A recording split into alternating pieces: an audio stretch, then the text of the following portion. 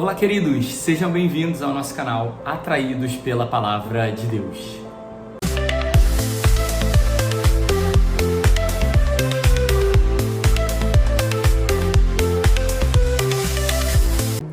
Pera aí só um minutinho, não passa ainda esse pedaço do vídeo. Eu queria dizer para você, se você ainda não é inscrito no nosso canal, faça a sua inscrição para você poder receber todo o nosso conteúdo. De maneira especial, ainda ativa o sininho, porque aí vai chegar a notificação sempre que a gente postar, para você ficar assim, será que já postou? Será que... Então, você vai saber quando a gente postar. E também, depois que você terminar de assistir esse vídeo, se você gostou do conteúdo, deixa a sua curtida, porque nos ajuda muito na nossa evangelização.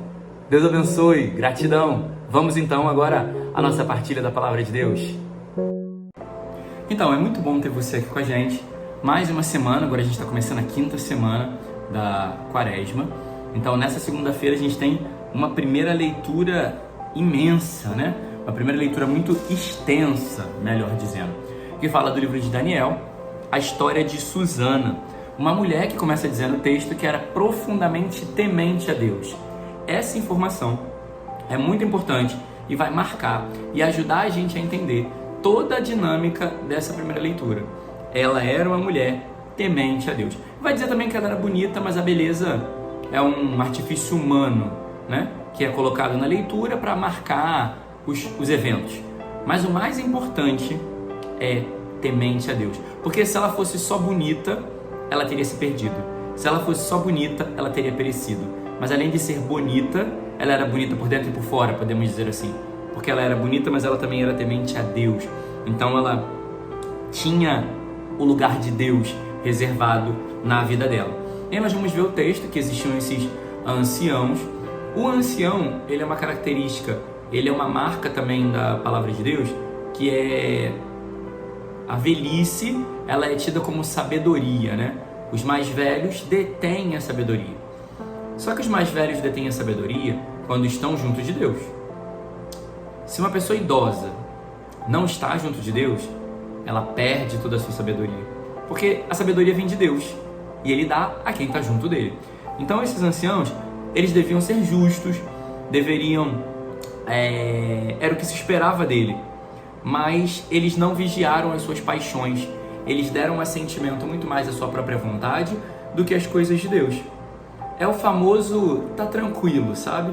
Eles acharam que só pelo cargo, pelo título, pelo ofício que eles tinham, estava tudo resolvido. E aí acharam que a história estava resolvida porque eles tinham um título, um cargo. Eles achavam que porque as pessoas confiavam neles, eles não precisavam buscar a Deus, não precisavam estar perto de Deus, porque o que eles fizessem já era chancelado. Não. Deus, ele nos confirma segundo a nossa obediência. Deus, ele nos confirma segundo a nossa busca. Deus, ele nos confirma segundo a nossa renúncia. Deus, ele nos confirma segundo o nosso sofrimento junto dele. É assim que Deus vai nos confirmando. Então não é simplesmente porque, por exemplo, seria muito fácil então, eu sou padre, eu tô salvo. Quem dera. Quantas lutas que a gente tem. A gente precisa entender que a quem muito foi dado, muito será cobrado. Então a cobrança sobre mim será maior. Então por isso eu tenho que ter mais vigilância, mais luta, mais busca. Preciso ter mais esforço também. E aí, eles ficaram desnorteados, né? Ao ponto de os seus olhos, ao ponto de não olharem mais para o céu. É o que vai dizer o texto. Ou seja, se desviaram da oração. Não olhavam mais para Deus, não olhavam mais para o céu, não tinham mais a leitura da palavra, como a gente no dia de hoje. A gente não reza, a gente não lê a palavra, a gente não reza o texto, a gente não adora, a gente participa mal da missa. Então eles não olhavam mais para o céu.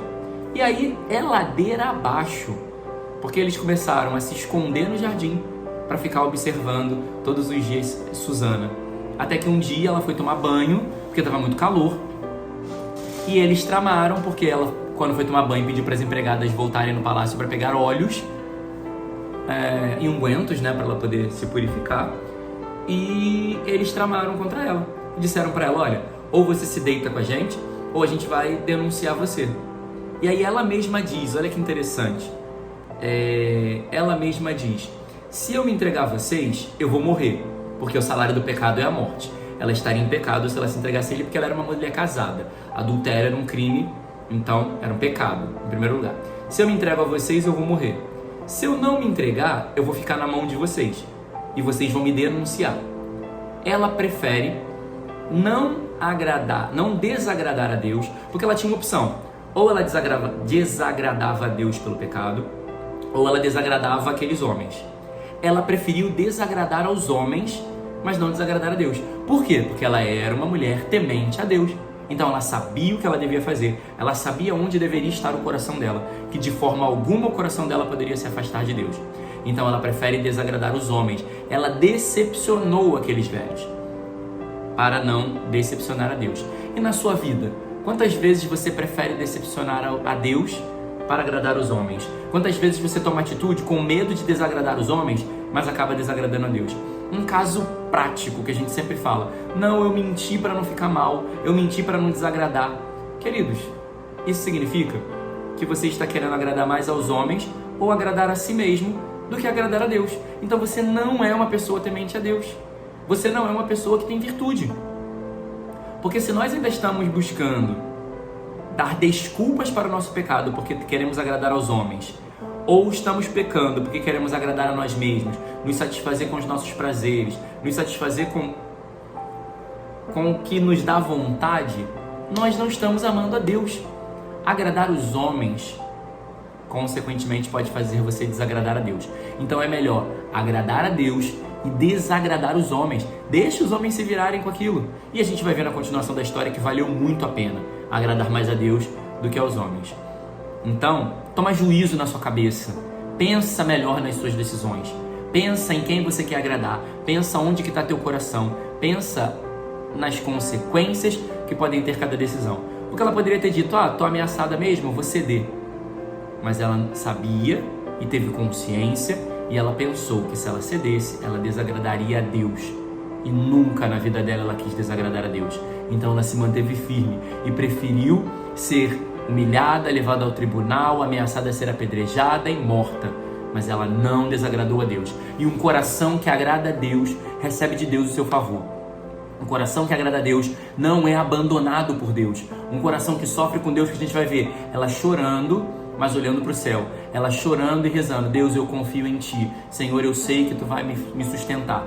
Então um coração que chora em Deus, um coração que persevera na vontade de Deus, um coração que agrada a Deus, é honrado por Deus. E aí nós vamos ver que Deus honra a lágrima, cada lágrima de Susana, porque levanta um jovem, e aí tem esse oposto, para mostrar que a sabedoria não está relacionada com a idade, a sabedoria não está relacionada com os cabelos brancos, porque Daniel era apenas um jovem, mas ele era cheio da sabedoria de Deus, porque a sabedoria é um dom do Espírito Santo. Então, se eu sou cheio do Espírito Santo, seja criança, jovem, adulto, idoso, viúva, órfão, iletrado, inteligente, tem o dom que fala bem, que não fala bem, nada disso importa. O que importa é ser cheio do Espírito Santo. E Daniel, cheio do Espírito Santo, vai dizer: eu não tenho parte no sangue dessa mulher. E isso assusta todo mundo. Porque como um jovem pode dizer uma palavra dessa? E essa palavra impactou aqueles corações, impactou aquelas pessoas, e todo mundo começou a querer saber: o que você está falando algo da parte de Deus, que palavra é essa? E Daniel consegue reverter aquela história. Porque, queridos, diante de histórias, diante de situações que tem tudo para dar errado, diante de histórias e situações que tem tudo para acabar em morte, nós precisamos do Espírito Santo. Porque é o Espírito Santo com a sua sabedoria, é o Espírito Santo com o seu discernimento, é o Espírito Santo com os seus dons que vai nos direcionar. Então, se você está perto do buraco, se você está perto de desistir, se você não vê solução para a sua vida, o que você precisa é o Espírito Santo. Clame nessa manhã, no início dessa semana, uma experiência nova com o Espírito Santo, para que o Espírito Santo te encha de sabedoria, para que o Espírito Santo te encha de discernimento, para que o Espírito Santo te encha dos dons necessários, daquilo que é necessário para viver o hoje na sua vida, para suportar a provação que você está passando, como Susana. Olhe para Deus, porque tem essa contraposição. Os anciãos não conseguiam mais olhar para o céu, e Susana chorava olhando para o céu. Então, queridos, não seja como os anciãos que se afastaram da oração e de Deus, olhando para si mesmo, olhando para o seu umbigo, olhando para a sua vontade. Mas olhe para Deus, chore suas lágrimas no colo de Deus. Busque nas dificuldades da vida a Deus e não aos homens. E aí o texto vai continuar, ainda dizendo que Depois que toda aquela história foi resolvida, Daniel resolveu, perguntando a cada um debaixo de que árvore haviam visto ela. Cada um vai dizer uma árvore, então entende que eles estavam mentindo porque não havia unidade, né? Conformidade nas respostas. E aí todo o povo vai bendizer a Deus, dizendo: bendito a Deus que salva os que nele esperam. Então, ou seja, quem espera em Deus alcança a salvação. Não necessariamente salvação nessa vida, porque a salvação nós sabemos que essa salvação é a eterna, é a salvação de para sempre com Deus. Então talvez você vai sofrer bastante nessa vida, talvez esteja sofrendo bastante, mas nós precisamos permanecer firme em Deus, porque bendito seja Deus que salva os que nele esperam. Então persevere na tribulação, persevere na prova, persevere na luta, para que você possa então ser salvo por Deus. O Evangelho vai falar que Jesus vai dizer: quem me segue não andará nas trevas, mas terá a luz da vida. Então, ou seja, quem segue a Jesus, e a gente já ouviu ele dizer em outro momento o que é seguir Jesus, né? Porque às vezes a gente acha: eu sigo Jesus porque eu vou à missa, eu sigo Jesus porque eu dou o dízimo, eu sigo Jesus porque eu vou num batizado, eu vou num casamento, eu sigo Jesus porque eu tenho Deus no meu coração, na minha casa. Isso não é seguir Jesus. Ele já nos ensinou que seguir a Jesus é renunciar a si mesmo e tomar a sua cruz. Quem quer me seguir, renuncie a si mesmo e tome a sua cruz. Então, ou seja, é renúncia, é abrir mão. Isso é seguir Jesus. É renunciar e abrir mão da preguiça, renunciar ao cansaço, renunciar à falta de vontade, renunciar ao que você não entende, renunciar ao que você não aceita, renunciar àquilo que você acha que está muito difícil e prefere desistir. Tomar a sua cruz, abraçar os sofrimentos de cada dia, abandonar-se nos sofrimentos junto com Deus e seguir. Isso é seguimento de Jesus. E aí, quem faz isso se aproxima de Jesus no seguimento. E aí, então, Ele é a luz que ilumina todas as trevas. Então, quem me segue não anda nas trevas, mas na luz. Porque quem segue a Jesus por esse caminho está perto dele. E perto da luz tudo fica iluminado. Então, ou seja, se acabasse a luz agora e eu acendesse uma vela aqui, eu perto dessa vela, eu estou iluminado. Se eu boto a vela lá perto da televisão, lá longe, eu vou ficar nas trevas, no escuro. Então eu tenho que ter sempre a luz próximo de mim. Como eu tenho a luz próximo de mim? Através da renúncia e carregando a minha cruz, porque isso é o que me une a Jesus. Isso é o que me aproxima dele. Isso é o que me faz ser imagem e semelhança dele, porque ele foi o crucificado, que passou pela cruz. Então nós temos que seguir esse caminho também. Vai dizer também que o testemunho dele é válido, porque ele sabe de onde vem e para onde vai. Jesus tinha plena consciência de quem ele era. Queridos, um problema hoje é que a gente não tem consciência de quem nós somos. Nós não temos consciência de uma vida cristã. Nós não temos consciência que somos filhos de Deus e filhos amados e não devemos nos permitir coisas que nos ferem a nossa essência, a nossa identidade de filho de Deus. Mas Jesus tinha plena consciência de quem ele era. Então ninguém... não era qualquer vento que levava Jesus.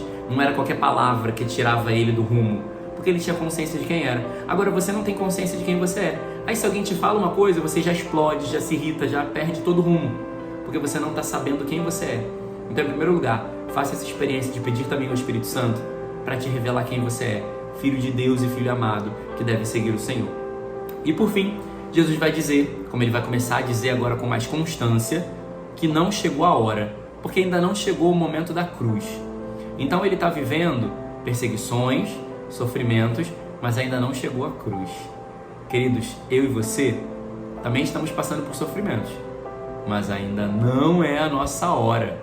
A hora é a hora da entrega, o fim, entende? A cruz foi aquele fim, a etapa, o fim do sofrimento, vamos dizer assim. A cruz foi a consumação e botou fim no sofrimento, porque depois da cruz não tem sofrimento, tem céu e vida eterna.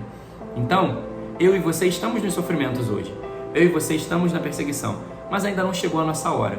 Só quando o nosso Senhor nos chamar, aí vai chegar aquela hora de subir na cruz, consumar todas as coisas para chegarmos à vida eterna. Então precisamos perseverar nesse caminho.